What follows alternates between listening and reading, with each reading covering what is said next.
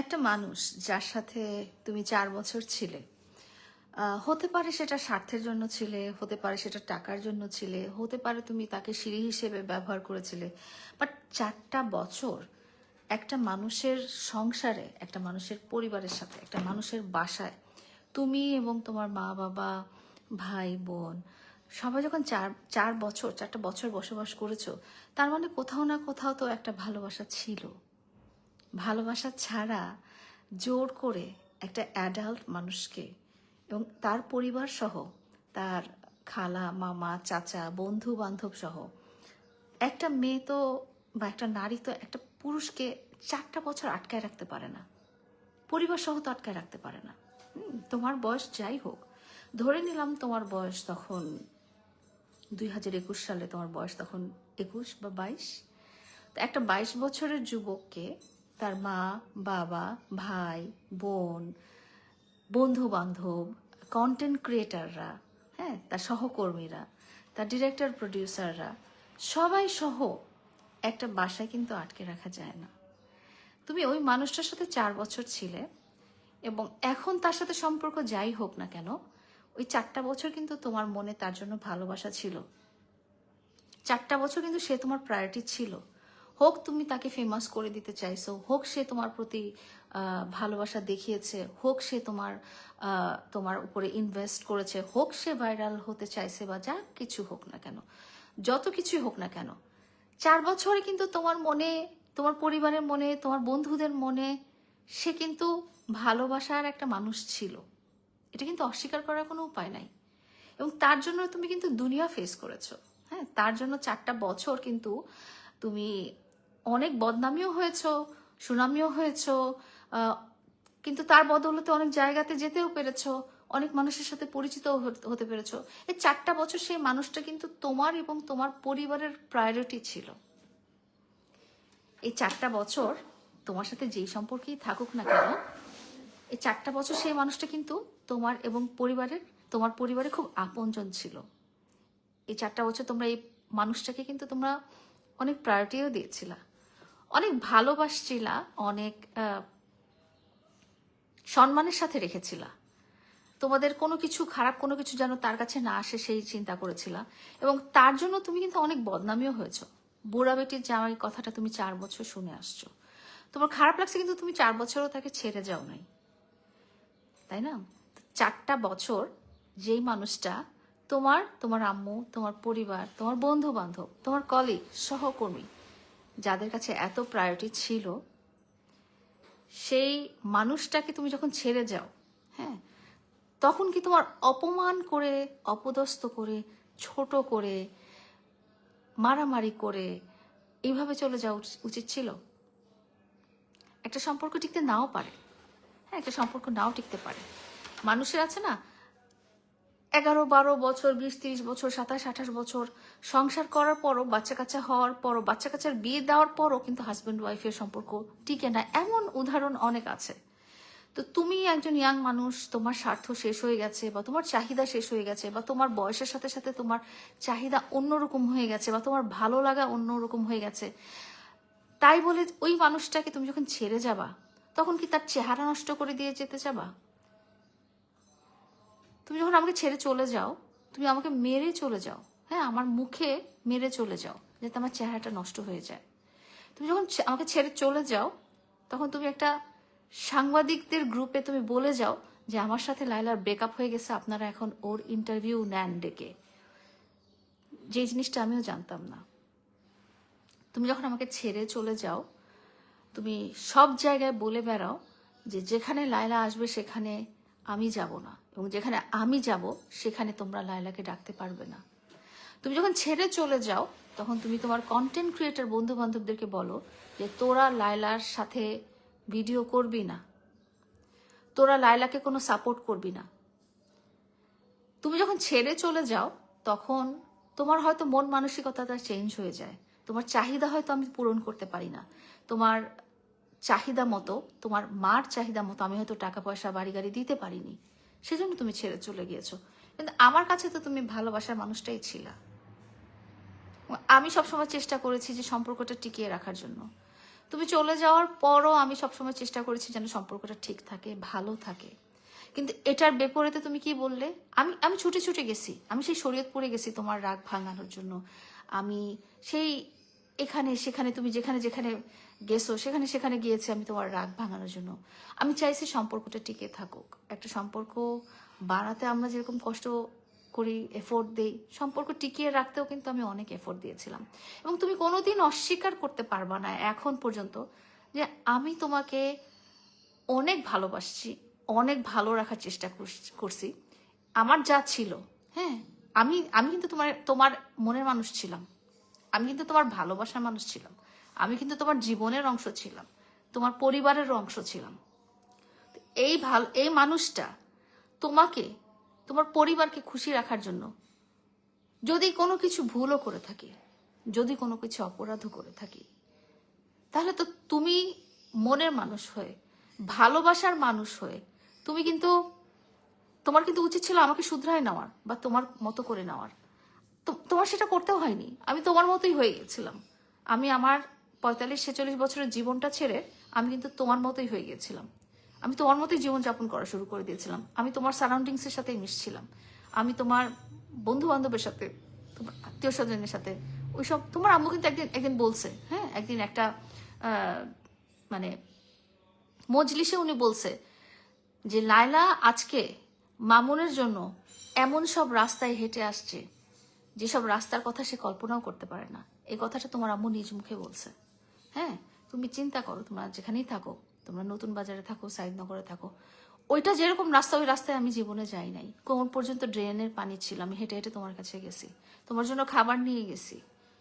তুমি কখনো অস্বীকার করতে পারবা না যে আমি তোমাকে সত্যিকার ভাবে ভালো রাখতে চাই নাই, বা আমি তোমাকে কখনো ভালোবাসি নাই।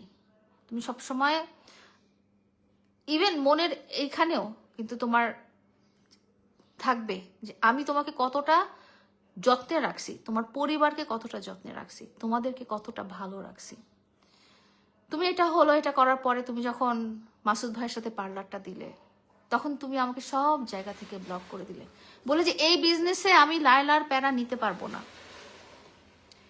একটা মানুষ যখন ব্যবসা করে বা একটা মানুষ যখন চাকরি করে, তখন কি সে তার সঙ্গী সঙ্গিনী, জীবন সঙ্গী সঙ্গিনী, life partner, husband wife, fiancée, boyfriend girlfriend, তাদেরকে ছেড়ে দিয়ে বিজনেস করে? বিজনেসের জন্য তখন কিন্তু আমি প্যারা হয়ে গেছিলাম। কিন্তু যখন তোমরা ওই যে কষ্টে ছিলা, দুঃখে ছিলা, খারাপ অবস্থায় ছিল, এটা তোমরা অস্বীকার করতে পারবা না। তুমি, তোমার মা যদি মানুষ হয়ে থাকো, কখনো অস্বীকার করতে পারবো না তোমাদের। হ্যাঁ, মানলাম তোমরা লাখ লাখ টাকা, কোটি কোটি টাকা কামাইছো, কিন্তু একটা টাইমে যখন তোমাদের সাথে আমার পরিচয় হয়েছে, তখন তোমরা ভীষণ কষ্টে ছিল। এবং সেই কষ্টে আমি কিন্তু তোমাদের কষ্ট দেখে তোমাদেরকে ছেড়ে চলে যাই নাই। অনেক মানুষ তোমাদেরকে ছেড়ে চলে গেছিল তখন, বিকজ তোমরা কষ্টে ছিল। কিন্তু আমি তোমাদেরকে ছেড়ে চলে যাইনি সেই কষ্টের টাইমে। আমি তোমাদের কষ্টের টাইমে তোমাদের সহকর্মী হয়ে তোমাদের পাশে ছিলাম। আমার যতটা সামর্থ্য ছিল, আমার যতটা জীবনে কুলাইতো, আমি ততটা দিয়েই তোমাদের পাশে ছিলাম। আমি সিঙ্গেল মাদার, আমার পুরো পরিবার সংসার টানতে হয়, আমি এতিম, আমার বাবা মারা গেছে, আমার ভাই নাই, আমার নিজেকে চলতে হয়, আমার বাচ্চাদেরকে চলাতে হয়। তারপরও নিঃশ্বাস বন্ধ হয়ে যাওয়ার মতো করে হলেও আমি যতটা টাকা পয়সা সেভ করছি, আমি সব তোমাকে দিছি, তোমার মাকে দিছি, তোমার পরিবারকে দিছি। কোনোদিন অস্বীকার করতে পারবে না, তুমি তো মানুষ, কোনোদিন তো মরবা। এই যে দুই কাঁধে দুই ফেরেস্তা আছে, তারা তো লিখে রেখেছে তুমি সারা জীবনে যা যা করেছো, সেটা তো লিখে রেখেছে। আমি মানে তোমাদের পাশে দাঁড়াতে দাঁড়াতে, তোমাকে হেল্প করতে করতে, তোমার চাহিদা মেটাতে মেটাতে অনেক সময় নিঃশ্বাস বন্ধ হয়ে যাওয়ার মতো কষ্ট হয়েছে। তারপরেও আমি হাসি মুখে, তুমি কি খাবা, তোমার কিভাবে ভালো হবে, তোমার কি করলে ভালো হবে, তুমি কিভাবে সুখে শান্তিতে থাকতে পারবা, সেটাই চিন্তা করেছিলাম। হয়তো তুমি বড় হয়ে যাওয়ার পর পর, বা হয়তো তুমি একটা স্ট্যান্ডার্ড লাইফে চলে আসার পর পর আমাকে তোমার প্রিয়জন বা প্রয়োজন কোনোটাই মনে হয়নি। তোমার চাহিদা হয়তো ডিফারেন্ট হয়ে গেছে, যেটা খুবই স্বাভাবিক, যেটা মানুষের মধ্যে হয়, এটা অস্বীকার করার কিছু নাই। তুমি যখন মাসুদ ভাইয়ের সাথে সেলুনটা দিলা, তখন তুমি বললা যে আমি এই ব্যবসা করছি, এই ব্যবসার মাঝখানে আমি লায়লার প্যারা নিতে পারবো না, আমাকে সব জায়গা থেকে ব্লক করে দিলা। এবং তোমার সেলুনে বসে তুমি আমাকে চরমভাবে অপমান করলা, চরমভাবে অপমান করলা। বলে যে লাইলার নাম নিয়ে যে আমার সামনে আসবে তাকে আমরা ঘাট ধরে বের করে দিব। লাইলা এই সেলুনে আসলে লাইলার মুখে জুতা মারা হবে। 4টা বছর যে মানুষটা তোমার তোমার পরিবারের পাশে ছিল, সেই মানুষটা কি এটা আশা করে? সেই মানুষটা কি আশা করে তোমার মুখ থেকে এটা শোনার? হ্যাঁ, তুমি বড় হবা, তুমি বিয়ে করবা, তুমি সংসার করবা, তোমার বাচ্চা কাচ্চা হবে, কিন্তু তুমি তোমার জীবনের একটা বড় অংশে যে মানুষটার এতটুকু হলো অবদান ছিল, সেই অবদানটা তো আমি চাই না যে ঠিক আছে তুমি মনে রাখো, কিন্তু তার বদলে কি সেই মানুষটাকে তুমি এইভাবে অসম্মানিত করবা? অসম্মানিত করেই যাবা, করেই যাবা, করেই যাবা, মানুষের সামনে ছোট করতেই থাকবা, করতেই থাকবা, করতেই থাকবা। অথচ সেই সব মানুষগুলোকে নিয়ে তুমি এই কথাগুলো বলছো যে এই মানুষগুলো তোমার খারাপ অবস্থাতে ছিলই না। তুমি যদি সত্যিকারের মানুষ হও, তোমার, আমি জানি তোমার ব্রেন অনেক ভালো, তুমি মনে করে দেখো 2021-22 সালের কথা, 23 সালের কথা, 24 সালে তো তুমি চলেই গেলাম। এখন তোমার যে লাইফ পার্টনার, সেও, তার সাথেও তুমি এতদিন ছিলা না যতদিন তুমি আমার সাথে ছিলা। এখন তোমার কাছে মনে হচ্ছে সবকিছু ম্যানিপুলেশন, এখন তোমার কাছে খুব কষ্ট লাগতেছে, খারাপ লাগতেছে, কিন্তু তুমি আজকে যে বসুন্ধরা বাসাটায় আসো, এই বাসাটায় কি তুমি সাইদনগর থেকে ওই পাশের বাসায় আসতে পারতা? মনে আছে 21 সালে তোমাদেরকে যখন বাসা থেকে বের করে দেয়, আমি তোমাকে নিয়ে গেছিলাম বসুন্ধরা একটা বাসা দেখতে। তখন তোমার আম্মু বলতেছিল যে 20,000 টাকা বাসা ভাড়া দিয়ে আমরা থাকতে পারবো না। আমি বলছিলাম আমি দিয়ে দেবো, আমি তারপরও বাসা, এখানেই ভালো জায়গায় বাসা নেন। কিন্তু বসুন্ধরাতেই তুমি এখন থাকতেছো, 2024 সালে তুমি বসুন্ধরাতেই থাকতেছো। মাসুদ ভাইয়ের হাত ধরে তুমি 24 সালে বসুন্ধরাতে, তুমি মাসুদ ভাইকে পেয়ে তখন তুমি আমাকে ভুলে গেছিলা। এখন তুমি অন্য আরেকজনকে পেয়ে মাসুদ ভাইকেও ভুলে গেছো। মাসুদ ভাইয়েরও কিন্তু অবদান ছিল তোমার জীবনে, তোমাকে যে বিজনেসটা করে দিয়েছিল, তোমাকে যে এখন যেই মিডিয়ার সাথে পরিচয় করিয়ে দিয়েছে, সেটা কিন্তু মাসুদ ভাই পরিচয় করে দিয়েছে, আমিও করাইনি, কিন্তু তুমি ওনাকে ভুলে গেছো। হ্যাঁ, মুখে মুখে বলো ভাই আমার, ভাই আমার। তো এখন তুমি যার সাথে আছো, তার সাথে তুমি অত বছরও নাই যত বছরটা তুমি আমার সাথে ছিলা। এবং আমার সাথে 4টা বছর যে তোমার কোনো সুন্দর মুহূর্ত নাই, বা কোনো সুন্দর স্মৃতি নাই, বা এমন ভালো কিছু নাই, এটা তুমি কখনোই অস্বীকার করতে পারবা না। তোমার জীবনে অনেক ভালো কিছু আমার হাত দিয়ে গেছে, তোমার জীবনে অনেক ভালো কিছু আমার আমার কাছ থেকে গেছে, তোমার জীবনের অনেক কিছু, তোমার জীবনের লক্ষ্মী আমার কাছ থেকে আসছে, আমি জোর গলায় বলতে পারি। এখন তোমার সাথে আমার সেপারেশন হয়ে গেছে, তার মানে এটা না যে তুমি আমার মা, বাবা, আমার সন্তান, সন্তানদের বাবা, তাদের নাম ধরে সোশ্যাল মিডিয়াতে এসে গালাগালি করবা। আমারও তো এরকম বলার অনেক কিছু আছে।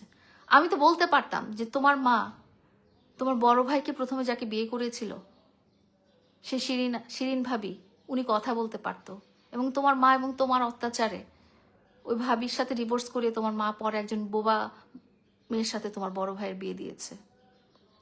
আমিও তো বলতে পারতাম যে তোমার বোনের তৌহিদ নামের একটা ছেলের সাথে বিয়ে হয়েছিল, যাকে তোমরা ঘরে এনে রাখছিলা, পরে সেই ছেলে চলে যাওয়ার পরে তোমার বোন জনি নামের একটা ম্যারিড ছেলের সাথে পরকিয়া করে প্রেগনেন্ট হয়ে গেছে, যার জন্য তোমার মা অ্যাবর্শন করার জন্য আমার কাছ থেকে 10,000 টাকাও নিয়েছিল। এরকম হাজারটা গল্প ছিল কিন্তু আমার, আমি কিন্তু এতদিন বলি নাই। কিন্তু তুমি কি করলা? তুমি আমাকে ছোট করতে করতে করতে করতে আমার সন্তান, অসুস্থ সন্তান কিন্তু তারা, আমার বাবা যে 25 বছর আগে মারা গেছে, তার নাম ধরে তুমি এমন সব কাহিনীগুলো বললা। তোমার প্রবলেম আমার সাথে, তুমি আমাকে নিয়ে যা ইচ্ছা তাই বলো, তুমি আমার মাকে নিয়ে কথা বলছো, তুমি আমার বাবাকে নিয়ে কথা বলছো, তুমি আমার সন্তানদেরকে নিয়ে কথা বলছো, যাদেরকে নিয়ে তোমার কথা বলার কোনো যোগ্যতাই নাই। একটা মানুষকে নিয়ে কথা বলতে হলে যোগ্যতা লাগে।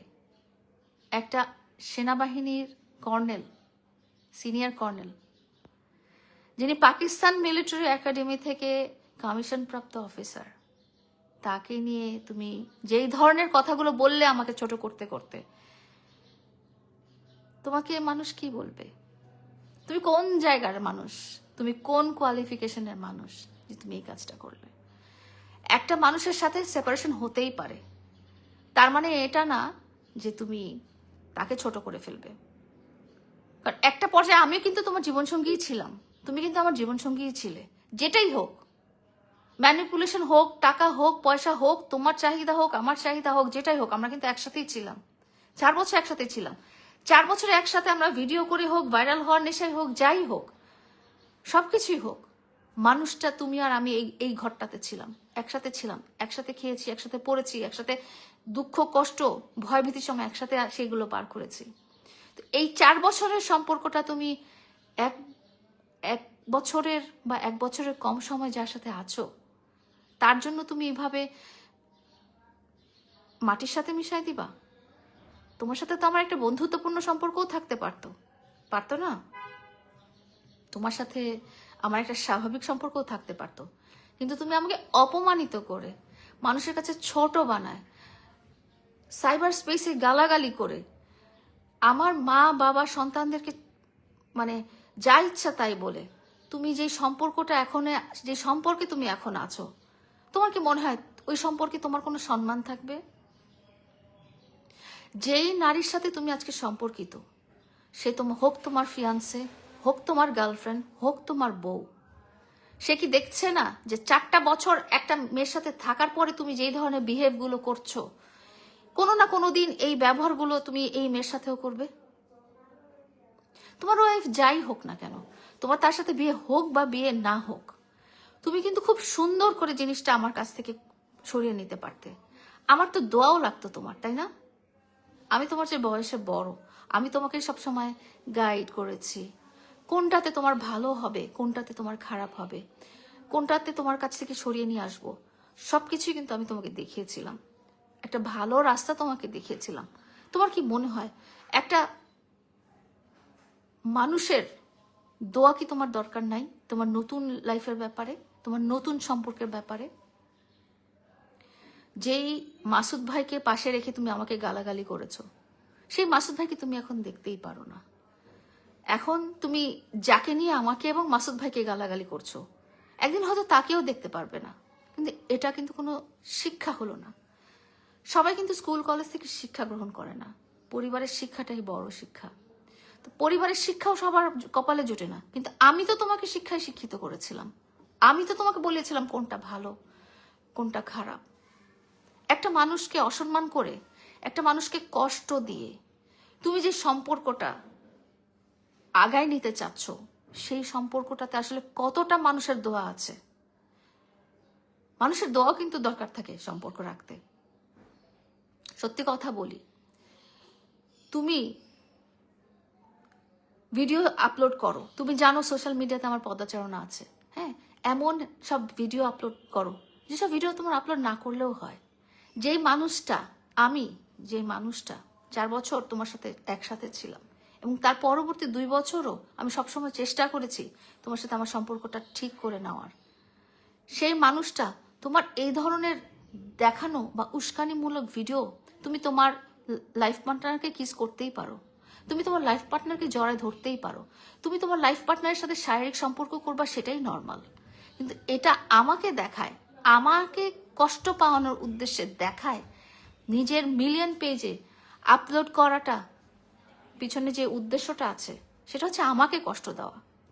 আমাকে কষ্ট দেওয়ার কারণে তুমি এই ধরনের ভিডিওগুলো আপলোড করছো। এই আমি যদি কষ্ট পেয়ে দীর্ঘশ্বাসটা ফেলি, আমার এই দীর্ঘশ্বাসটায় তোমার এই সম্পর্কটা কতদিন ভালো থাকবে? জীবনে বাঁচার জন্য, জীবনে ভাবে চলার জন্য, সংসার জীবন করার জন্য, সন্তান সন্ততিদের জন্য মানুষের দোয়া লাগে। সেই দোয়াটা কি তুমি পাচ্ছ? এই যে যারা কমেন্ট করছে, তোমাকে খুব বলছে তোমার পাশে আছি, পাশে আছি, পাশে আছি, এরা কোন সময় তোমার পাশে ছিল? এরা কোন টাইমে তোমার পাশে ছিল? কমেন্টের পাশে থাকা যদি তোমার পাশে থাকা হয়, তাহলে তো তুমি 4 বছর আগে আমার পাশে আসতে না। তোমার লাইকিতে তখন 10 মিলিয়ন ফলোয়ার ছিল, তাদের 10 মিলিয়ন ভালোবাসা ছিল, তাহলে কি তুমি ওই দুঃখ কষ্টে পড়ে লায়লার কাছে আসতে? তো আমি এটাই বলতে চাই, সম্পর্কের শেষ মানে মারামারি, কাটাকাটি, হানাহানি, অপমান করা, মা বাবাকে ছোট করা, গালাগালি দেওয়া সম্পর্কের শেষ মানে এটা না। সম্পর্ক সুন্দরভাবেও শেষ করে ফ্রেন্ডশিপ মূলক সম্পর্ক থাকতেই পারে। সম্পর্কের শেষ মানে তোমার আগে যার সাথে সম্পর্ক ছিল তার একটা ব্লেসিং বা দোয়া নিয়েও তুমি কিন্তু সংসার শুরু করতে পারতা। তোমার সংসারটাই শুরু করেছো তুমি এইভাবে, তোমার সংসারটাই শুরু করেছো তুমি মানুষের বদদোয়ার মাধ্যমে। তোমাকে আমি এই ধরনের কিছু শিখাইনি।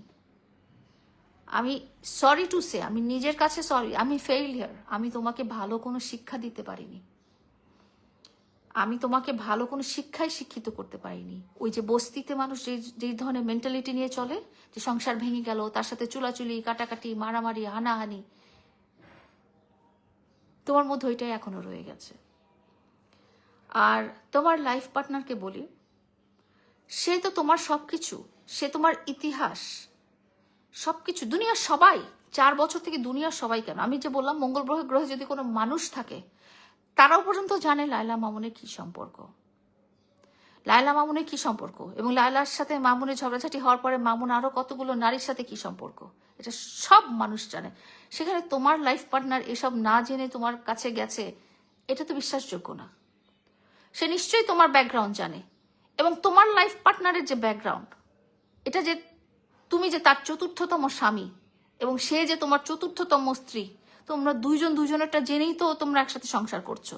সেখানে তোমাকে নিয়ে কথা বললেই কি, তোমাকে নিয়ে কথা না বললেই কি, তোমার বউর সাথে টেক্সট করলেই কি, তোমার বউর সাথে কথা না বললেই কি, তোমাদের কি ভালোবাসা এতটাই ঠুনকো যে কেউ একজন কথা বললে আমাদের ভালোবাসা শেষ, আমাদের সংসার শেষ? তোমাদের ব্যাকগ্রাউন্ড, তোমার ব্যাকগ্রাউন্ড তোমার পার্টনার জানে, তোমার পার্টনারের ব্যাকগ্রাউন্ডও তুমি জানো। তাহলে সারা দুনিয়া চিল্লায় বললেও তোমাদের সংসার কেন ভাঙবে? সারা দুনিয়া চিল্লায় বললেও তোমাদের মধ্যে ভালোবাসা কেন কম হবে? ভালোবাসা কি এরকমই? তোমার তো কত কিছু খারাপই আমি দেখেছি না? এই যে ইরিন নামের মেয়েটা, অনামিকা ঐশী নামের মেয়েটা, সে ওই কতজনের সাথে কত কিছু করছো, তারপরও কি আমি তোমার প্রতি মায়া, মমতা, ভালোবাসা কমাইছিলাম? তখন কমাই তো নাই। আমার ভালোবাসা তো এত ঠুনকো না। এটা তোমার কেমন ভালোবাসা? এটা তোমার পার্টনারের কেমন ভালোবাসা? যে মানুষের কথাতেই সম্পর্ক ভেঙে যাবে, মানুষের কথাতেই তোমাদের ভালোবাসা কমে যাবে, তাহলে এটা তো কোনো সম্পর্ক, এটা কোনো ভালোবাসা, এটা কোনো সংসারই হলো না। যেখানে তোমরা চারটা সংসার করে আসছো, তুমি নিজে 4টা সংসার করে আসছো, তোমার ওয়াইফ 4টা সংসার করে আসছে, তাও আবার তোমার ওয়াইফের একজন হাজবেন্ড সুইসাইড করে মারাও গেছে তার অ্যাক্টিভিটিসের জন্য। তো এটা কেমন সংসার? ভালোবাসা এমন ভালোবাসা হইতে হয় যে দুনিয়া উল্টাই গেলেও ভালোবাসা কমে না। সংসারের বন্ডেজ এমন হইতে হয় যে দুনিয়া 2 ভাগ হয়ে গেলেও সংসার টিকে থাকে। তোমার বাবার কথাই বলি না কেন, তোমার বাবা যে আরেকজন মহিলাকে বিয়ে করছিলেন, হ্যাঁ, মাঝখানে মালয়েশিয়া থেকে আসার পরে, তো তোমার মা কি তোমার বাবাকে ছেড়ে গেছে? তোমার মা তো চলে যেতে পারতেন না? গেছেন কি? তোমার বাবা যখন ওই মহিলাকে ছেড়ে আবার ফেরত আসছে, তখন কিন্তু তোমার মা বাবাকে অ্যাকসেপ্ট করে নিছে, নেয় নাই? তোমার বাবা সেকেন্ড বিয়ে করার পরে তোমার মা তাকে ছেড়ে যায় নাই, এবং তোমার বাবা যখন ওই মহিলাকে ছেড়ে মার কাছে আসছে, তখন কিন্তু তোমার মা তাকে গ্রহণ করে নিয়েছিল। ভালোবাসা এরকমই হতে হয়, সংসার এরকমই হতে হয়। হুমকি, ধামকি, মারামারি, কাটাকাটি, এগুলো কোনো জীবন না। আর নেশা করে করে করে করে তোমার চেহারা দেখছো? বলো আমি 17 বছর 18 বছর ছিলাম, তুমি নেশা করে করে তোমার বডিতে কিছুই নাই। আমি তোমাকে আর কিছুই বলবো না, বেশি কিছু বলবো না। আমি জাস্ট তোমাকে এটাই বলতে চাই যে এটা কোনো জীবন হলো না, ঠিক আছে? জীবনের পথে ফিরে আসো, সুন্দর জীবনের পথে ফিরে আসো। ছোটবেলায় মানুষ দুষ্টামি করে, টিনেজের সময় দুষ্টামি করে, ইয়াং বয়সে মানুষ দুষ্টামি বাদামি করে, কিন্তু একটা টাইমে যে মানুষ সেটেল হয়, এখন তোমার সেটেল হওয়ার টাইম। এখন তুমি লাইফে সেটেল হও, এসব ছাড়ো। মারামারি, কাটাকাটি, হুমকি, ধামকি, গালাগালি, এসব ছাড়ো।